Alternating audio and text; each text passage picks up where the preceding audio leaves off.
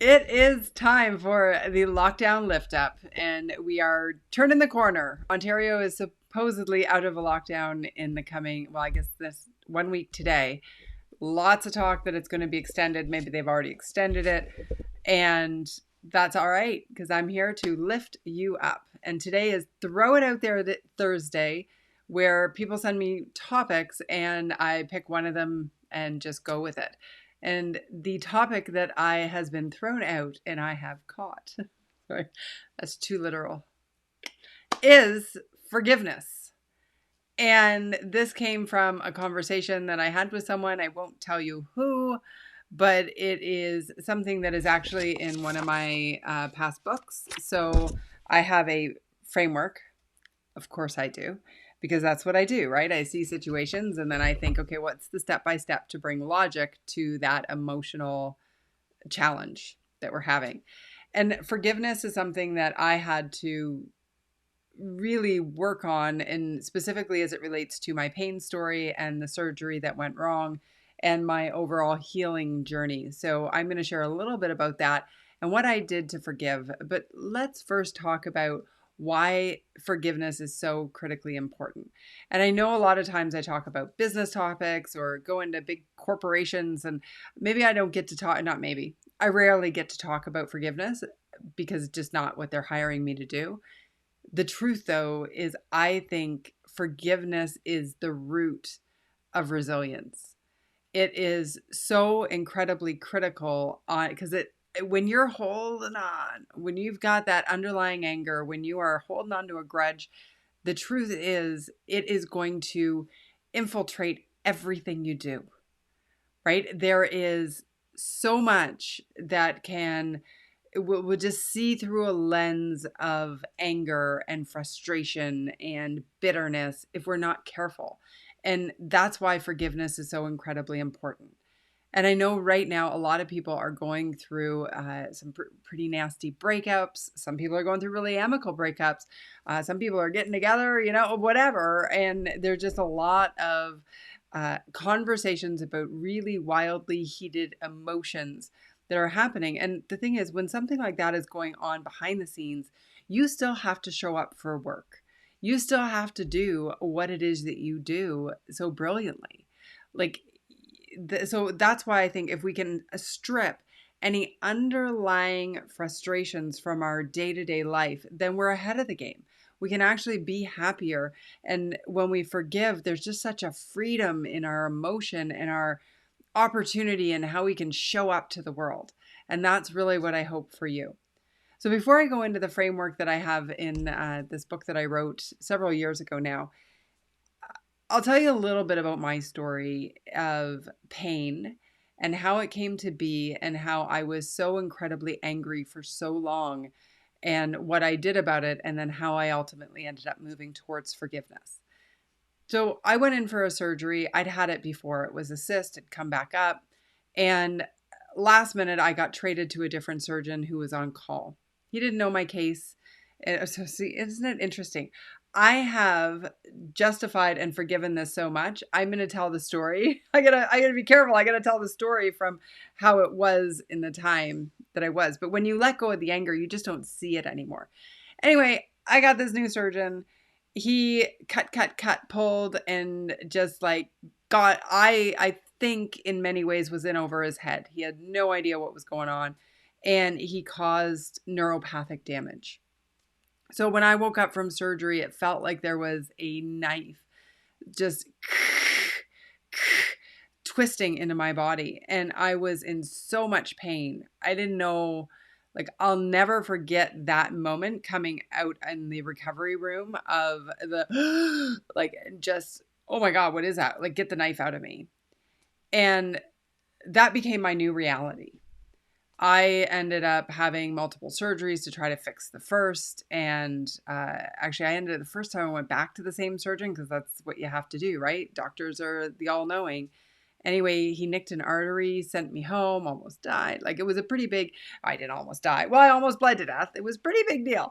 Anyway, they had to fix that. And then that caused more problems and then another surgery. So anyhow, all that to say that every moment of every day for me was this knife twisting. And every morning I woke up and the first thought in my mind, like the first thought of my day was, this hurts. And then the second thought was, how am I going to function today to keep my business alive? And that went on for ultimately several years. But and now I still have the pain. It's obviously not as intense as it was. I deal with it without medication. I'm not, although I'm always still searching, like maybe there's a way that we can like make it all go away, but I'm so accepting of the present moment and not chasing that.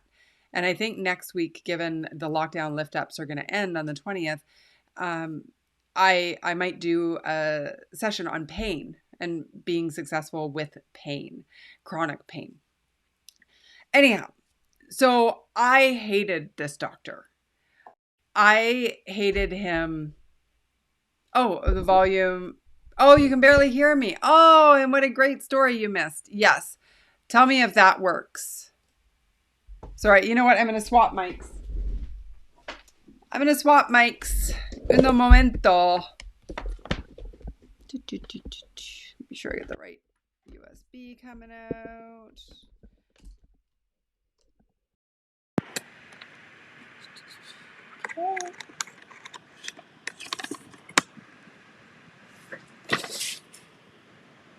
Okay, how's that? Now we're too hot. I can tell we're too hot. Monique, is that better for sound? So you can hear the story? Wait for you to come back. Okay. Lift off. Okay, fantastic. Sorry, you missed all that 7 minutes with no volume. Oh no. Well, I hope you heard the story. So the story was that, and I will edit the video and try to crank that up. So if you're watching the replay, you can see it. Here, so sadly, a lot of people have been hurt so badly that okay, I'm going to read this. One sec. Dawn has a thought. Sadly, a lot of people have been hurt so badly that until certain high-standing people and parties are dealt with severely, your well-intentioned words, Allison, are often falling on deaf ears. And even if justice is served on a diamond-studded, platinum platter, it may not be enough. Only God Almighty can mend the hearts, minds, souls of people whose patience has expired. But then an empowered secularist or New Age woman, I wonder if you could understand. For certain persons, and I confess I am one of them, justice must be done. Ask a rape victim, she would likely tell you. So here's the thing, Dawn, to suggest that I haven't had situations in my life that have been severely, that I have had to do work on forgiveness. And I don't think this is the place to share some of those stories. But I have absolutely been assaulted many times in my younger days. I absolutely did have a surgeon, in the words I used to use, butcher me. And, you know, a healthcare system that ran me through. So here's the point, is we can go through those horrible, horrible times in our life. We can be abused. We can be all of these different things. And if we don't do the work to forgive, we will always have that as our underlying how we show up in the morning. And it's not to discount what they did. The key with forgiveness is it has nothing to do with whether or not what that other person did was right. In actual fact, the hardest times to forgive are when what the other person did was wrong. That's why we have to forgive. Because it's that old saying of holding on to the anger, being frustrated and angry about something that happened in the past, although valid, is like you drinking the poison and expecting the other person to get sick. And what's really interesting is when there is justice served, it very rarely does anything for the emotional release. Like, yes, there's a release of,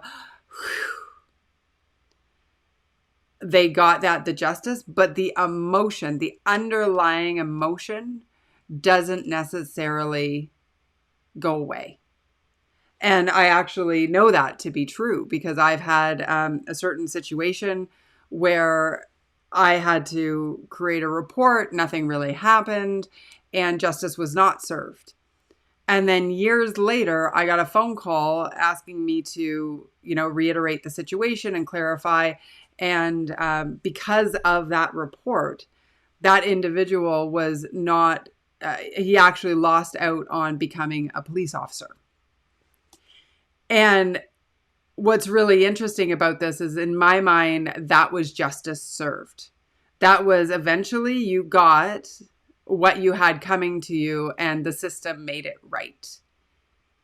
But after that happened, I still had to live with what had happened to me. I still had to process that. So Dawn, I just want to really honor your thought and your communication because I think you're bang on. And I'm still going to stand by the fact that no matter what the disgusting thing or the worst thing or the, even the light thing that happened, I think, I was just, as a new age woman, I think that's funny to call me a new age woman. I'll take it, but whatever. I'm just so committed. And I think probably the reason I'm so committed to talk about topics like this is because I went through so much. If you read my book, my God, it was called Married My Mom Birthed a Dog. How to be resilient when life sucks. Because I went through so many things that were so difficult in my life. And now, hey, I always had a family that loved me. So check one for Allison, right? I had a lot of supports in place, but it doesn't take the pain away. And I think whatever the challenges that you're going through and you're having trouble to forgive, I believe that it's worth trying.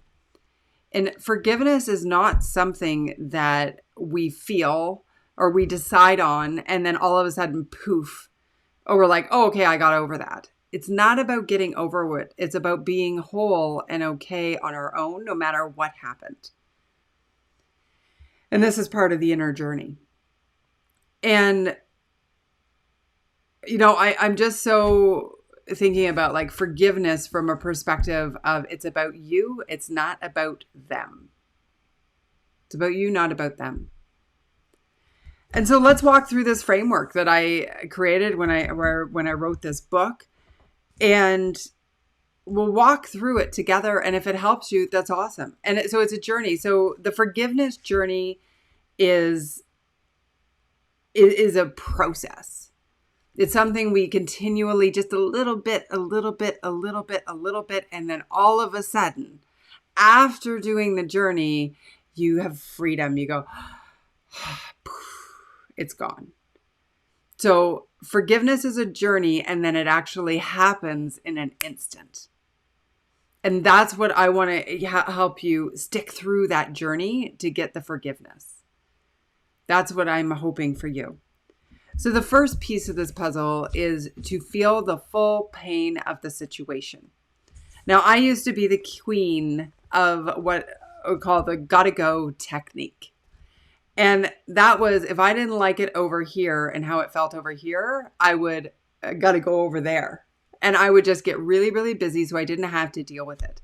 Because some of the feelings, the shame, the hatred, the anger, the lack of control, all of those things are very, very powerful emotions.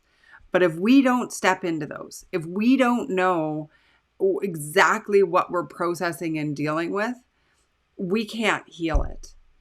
And emotions are energy in motion. That means we have to allow them their space so they can flow and be processed. And so a lot of what I had to do was to go back to I'm going to stick with the surgery example instead of some of the other examples in my life where I've had to work through this. But I'm going to use that one. And I had to go back to, the conversation I had with the doctor before we went into surgery. And I had to go back to what happened when I woke up in the recovery room. And I had to go back to when they wheeled me into my car the morning after the surgery, and the wheelchair literally put me in the car and said, okay, drive home, when the roads were, and I could have, like, I was high on medication in the hospital, wheeled me to the car, right? I had to go through all of that. And feeling the feels and naming them and saying, like, okay, I'm angry about this and I feel duped by that. And just really unpacking it and feeling the true issues in any situation. Okay. If it's somebody who hurt you, somebody who wronged you, then you've got to really articulate what that is. Because I really believe if we don't articulate what the challenges are that we're trying to solve for, or in this case, to forgive, then we really are looking on through a cloudy windshield, if you will. Okay. Interesting point, Harrison. I like this. The state of ego kills forgiveness. Yes, I'm right. You're wrong. I'm not going to let you off the hook. Right? And this is why I really believe forgiveness, the key to it is it's all about you and it's not about them. So feel the full pain of the situation and really clearly articulate what it is you're trying to forgive. And in every circumstance and with every relationship, there may be different things. So with the surgeon, I had to forgive the fact that he didn't stop when he kind of got out of hand with the cutting. I had to forgive the fact that he was like, oh yeah, like didn't talk to me about any of the risks. Or he glanced over them and kind of like slapped me on the back and said, okay, we'll take care of you. I had to forgive the first follow-up appointment when he tried to downplay the severity of what was going on. I had to forgive that then I had to justify all these pieces. I had to forgive the fact that the nurse tried to call him multiple times. This was on the second surgery, and say she thought that there was a problem with the artery, and he kept saying no, and he sent me home to bleed to death. Like, I'm being dramatic. Those are dramatic words.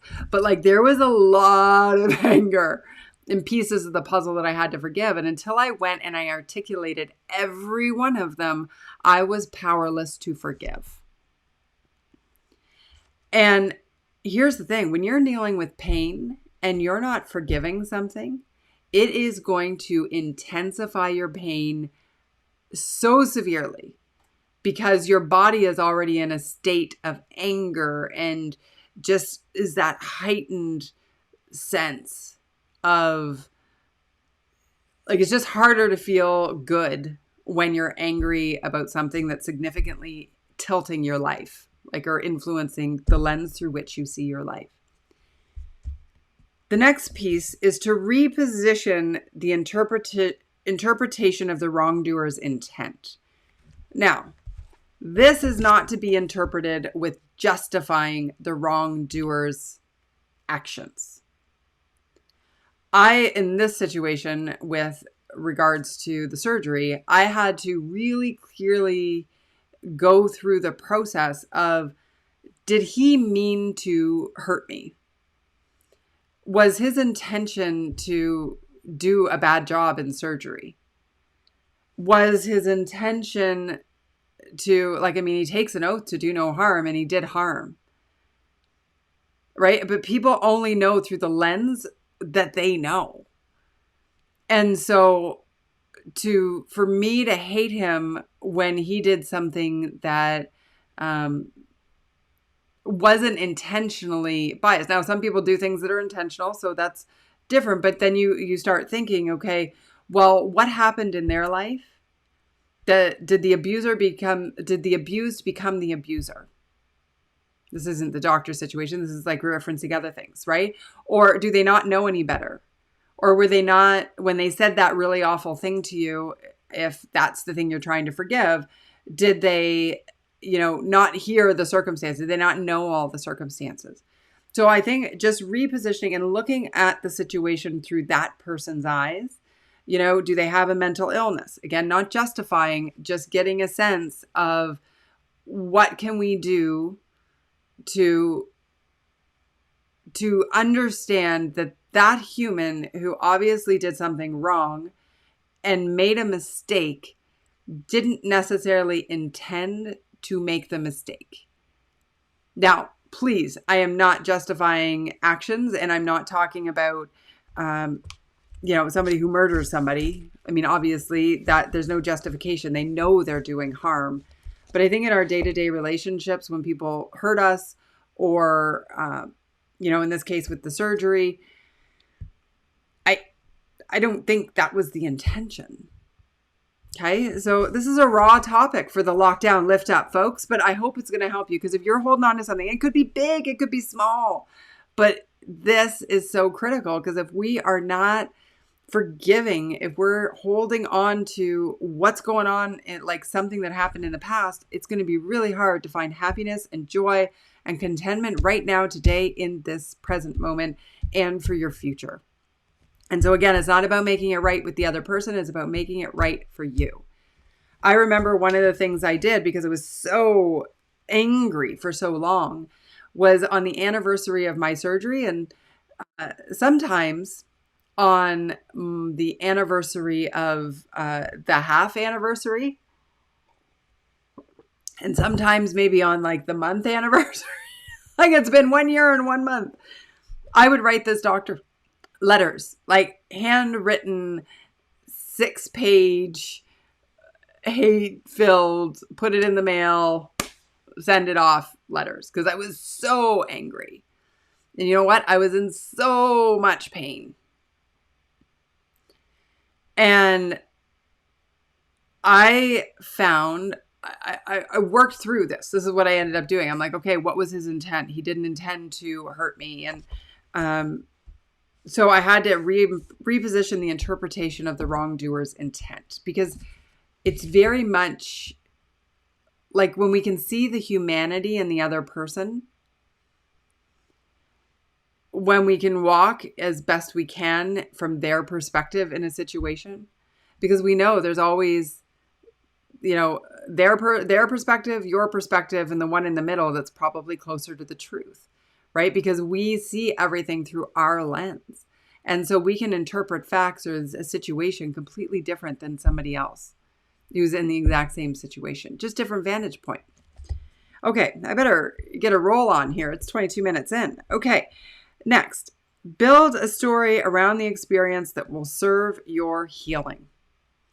Now, what I mean by this is so much of how we think and how we show up and how we lay anger into our lives is built on a story that's spinning in our head.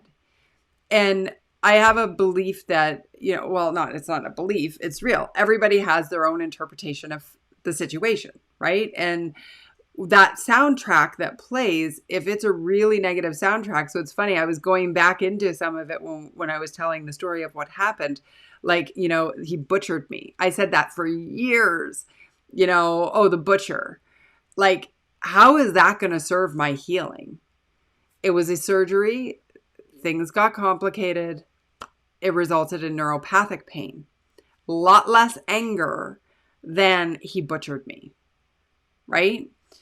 So building a story that will actually support your healing and remove some of the drama away from the circumstance that you're trying to forgive.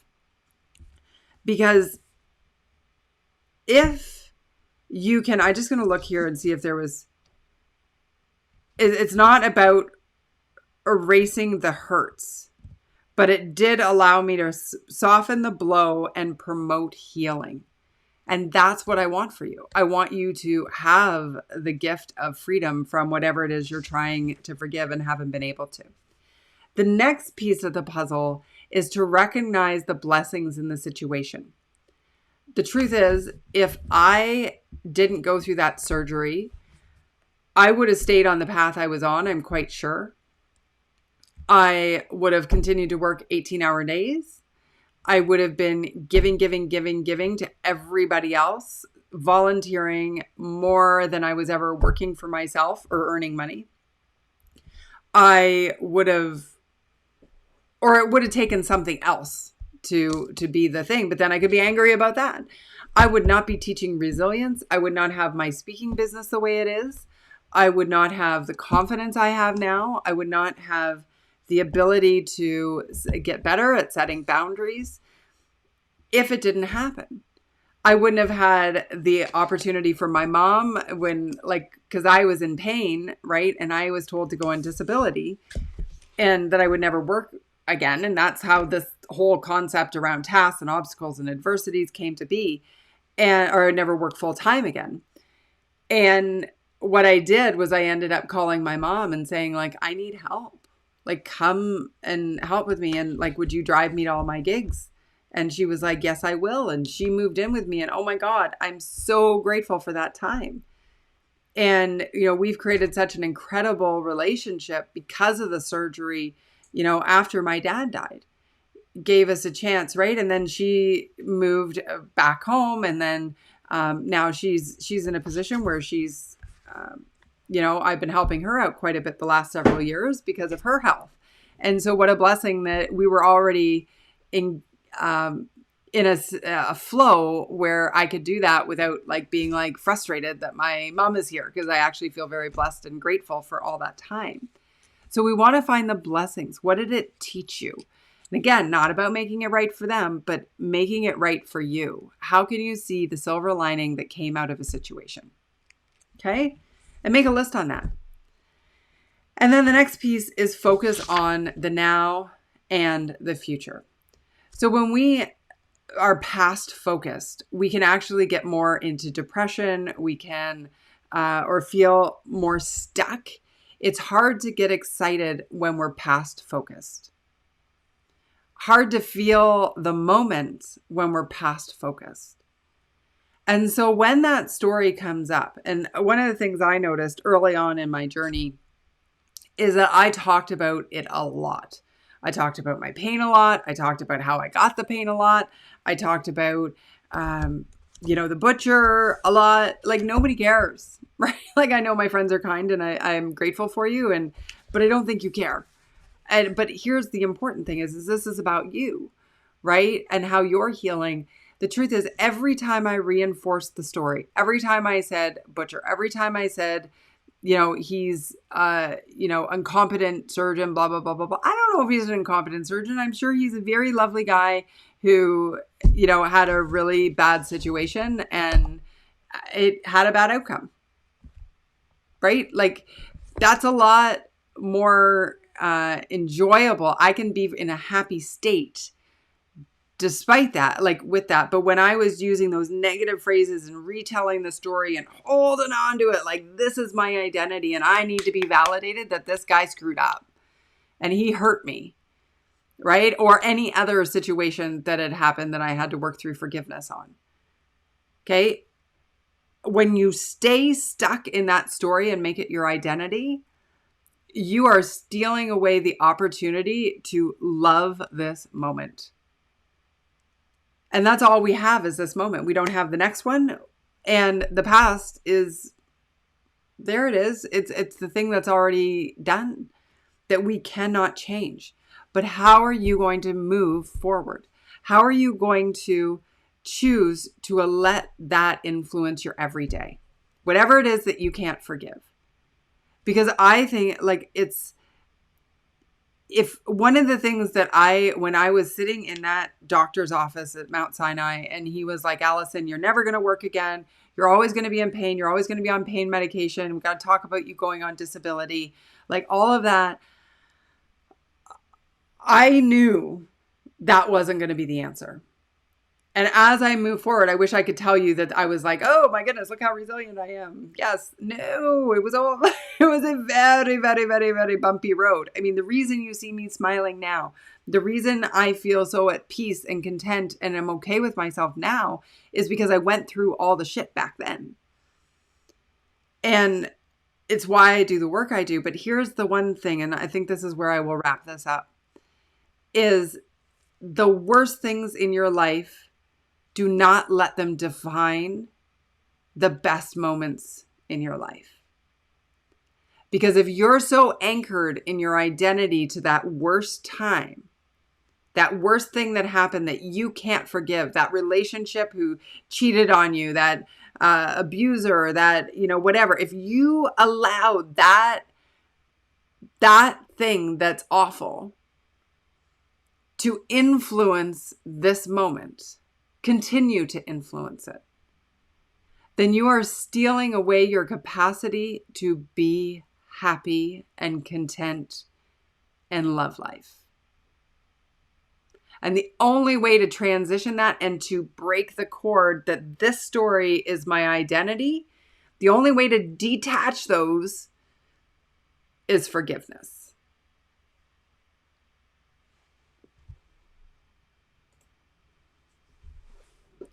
Have I tried to establish a relationship with him? The surgeon? No, I'm not going to go back. There's no reason to. I did actually file a complaint. I did everything within my control.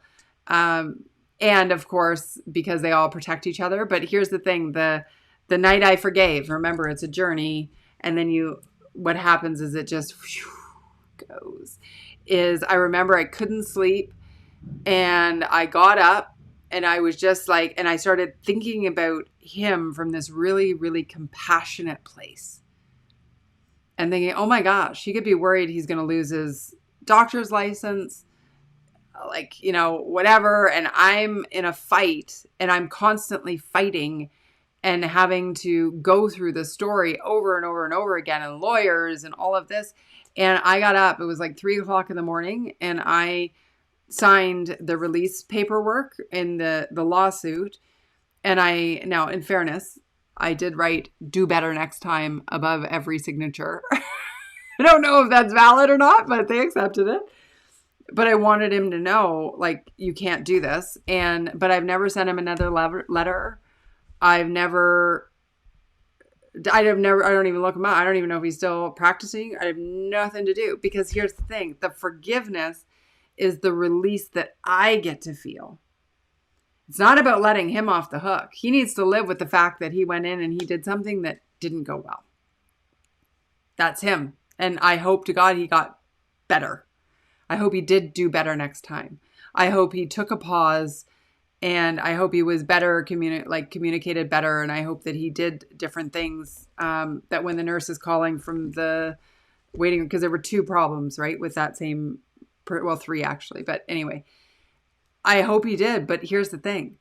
Whether or not he did better or does better has absolutely nothing to do with my level of happiness. If somebody wronged you and then they go out and they meet somebody new and they've got a really happy relationship, I'd be like sending them a little prayer. Great, good. Hope you're happy. Go do that. Do your thing. You're not in my life, and that's my protection zone. So there's my philosophy on it. But, forgiveness is a heavy topic for our lockdown lift up. But I hope it's given you something. God, I told you a lot of my story. But again, it's in my book, right? And by the way, that's why the whole joke, married my mom, birthed the dog, came from, is because my mom came to live, we actually had a condo, 2 condos above each other, but initially, and then, she was driving me everywhere, and, it was kind of funny. So it became a joke, and then it became the book title. And then people were like, I don't get the book title. And I'm like, oh, that's all right. Read the book. You'll get the book title. Anyway, I hope this has given you something to say, okay, that makes sense for me. And I will go back and fix the audio at the very beginning so people can hear the actual story if they're interested. But forgiveness is hard. And, Dawn, I hope that helped with what you were talking about, because there are things that are just so disgusting in the world, and those happen, but we still have to be responsible for how we show up. And you are on this earth, and you have the opportunity to make the most of whatever is humanly possible. That is great. Okay. So I'm going to leave it there. Lockdown lift up, talking about forgiveness, going deep, oversharing. That's what I do. I guess. I don't know. But I think It's such an important topic, and we don't talk about it enough. I'll tell you, that night when I signed those papers, I've never slept so well. And I believe that was the beginning of my healing journey. When I took him out of the equation, I could focus on myself and find my path forward. And that's what I hope for you as well. I hope you have a beautiful rest of the day. Thank you for being here. Thank you for your comments and your interaction. And I will see you tomorrow for wildcard topic Fridays for the lockdown lift up. And then they're going to end on the 20th. So get ready. It's going to be the end of them. I'm going to miss it. I'm going to miss the lockdown lift up. Thank you, Harrison. I absolutely will keep smiling. And you too. Have the best day.